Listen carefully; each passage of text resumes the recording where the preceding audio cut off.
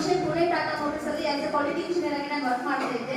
UPSC ಪ್ರಿಪರೇಷನ್ಗೋಸ್ಕರ job ಅನ್ನ quit ಮಾಡಿದಾಗ ಮೋದಿಗೆ ಅವಕಾಶ ನಮ್ಗೆ ಸಿಗುತ್ತೆ. ಸೊ ಟೈಮ್ ಕಮ್ಮಿ ಕೊಟ್ಟಿದ್ದಾರೆ, ಜಾಸ್ತಿ ಮಾತಾಡಲ್ಲ.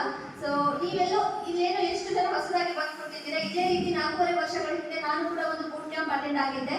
ಆ ಒಂದು ಕ್ಯಾಂಪ್ ಇವತ್ತು ನನ್ನ ಲೈಫ್ ಅನ್ನ ಇಷ್ಟು ಚೇಂಜ್ ಮಾಡಿದೆ ಅಂತ ಹೇಳ್ಬಹುದು.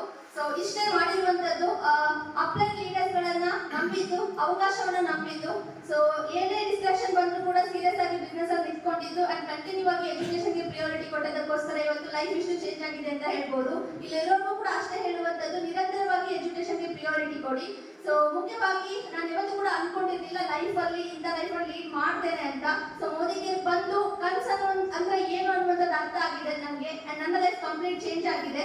ಟಾಟಾದಲ್ಲಿ ಒಳ್ಳೆ ಸಂಬಳ ಇತ್ತು, ಬಟ್ ಈ ಒಂದು ಅವಕಾಶಕ್ಕೆ ಬಂದ್ಮೇಲೆ ನಾನು ತಿಳ್ಕೊಂಡಿರುವಂತ ನನ್ನ ಹೈಯೆಸ್ಟ್ ಚೆಕ್ ಪ್ರತಿ ತಿಂಗಳಿಗೆ 1,27,000 ಅಂಡ್ ಹಾಗೇನೆ ಯಾವತ್ತೂ ಕೂಡ ಕಾರು ಅಂತ ಕನಸು ಕಂಡಿರಲಿಲ್ಲ, ಬಟ್ ಈ ಅವಕಾಶಕ್ಕೆ ಬಂದ್ಮೇಲೆ 25 ಲಕ್ಷ ಬರ್ತಿರುವಂತ ಟಾಟಾ ಹೆರಿಯರ್ ಕಾರಿಗೆ ಓನರ್ ಆಗಿರುವಂತದ್ದು. ಸೊ ಇದೆಲ್ಲ ಹೇಳೋದಕ್ಕಿಂತ ಜಾಸ್ತಿ ಮೋದಿಗಿರಲ್ಲಿ ತುಂಬಾ ಪಡ್ಕೊಂಡಿದ್ದೇನೆ. ಸಾಕಷ್ಟು ಜನರ ಪ್ರೀತಿ ಇರ್ಬೋದು. ಇವತ್ತು ಲೈಫ್ ಅಲ್ಲಿ ತುಂಬಾ ಖುಷಿಯಾಗಿದ್ದೀನಿ ಅಂತ ಹೇಳಿದ್ರೆ ಮುಖ್ಯ ಕಾರಣ ಮೋದಿಗೆ. ಅಂಡ್ ಹಾಗೇನೆ ಈ ಒಂದು ತೂಫಾನ್ ವರ್ಕ್ಶಾಪ್ ಬಗ್ಗೆ ಹೇಳ್ಬೇಕು ಅಂತ ಹೇಳಿದ್ರೆ 2 ದಿನದಿಂದ ನಾವು ಇಲ್ಲಿದ್ದೀವಿ. ಸೊ ನಿಜವಾಗಿಯೂ ವಂಡರ್ಫುಲ್ ಎಕ್ಸ್ಪೀರಿಯನ್ಸ್ ಅಂತ ಹೇಳ್ಬೋದು. 4.5 ವರ್ಷದಿಂದ ನಾನು ಆಲ್ಮೋಸ್ಟ್ ಎಲ್ಲ ಕ್ಯಾಂಪ್ ಗಳನ್ನ ಅಟೆಂಡ್ ಆಗಿದ್ದೀನಿ. ಎಲ್ಲ ಬೂಟ್ ಕ್ಯಾಂಪ್ ಗಳಲ್ಲಿ ನಾನು ಇದ್ದೆ. ಸುಮಾರು 30ಕ್ಕೂ ಹೆಚ್ಚು ಕ್ಯಾಂಪ್ ಗಳನ್ನ ಅಟೆಂಡ್ ಆಗಿದ್ದೀನಿ. ಬಟ್ ನಿಜವಾಗಿಯೂ ಈ 2 ದಿನ ನಡೆದಿರುವಂತ ವರ್ಕ್ಶಾಪ್ ಏನಿದೆ, ಸೊ ಇನ್ನು ಲೈಫ್ ಅಲ್ಲಿ ಹೆಂಗಿರ್ಬೇಕು, ಏನ್ ಮಾಡ್ಬೇಕು ಅನ್ನುವಂತ ಸ್ಪಷ್ಟತೆ ಸಿಕ್ಕಿದೆ.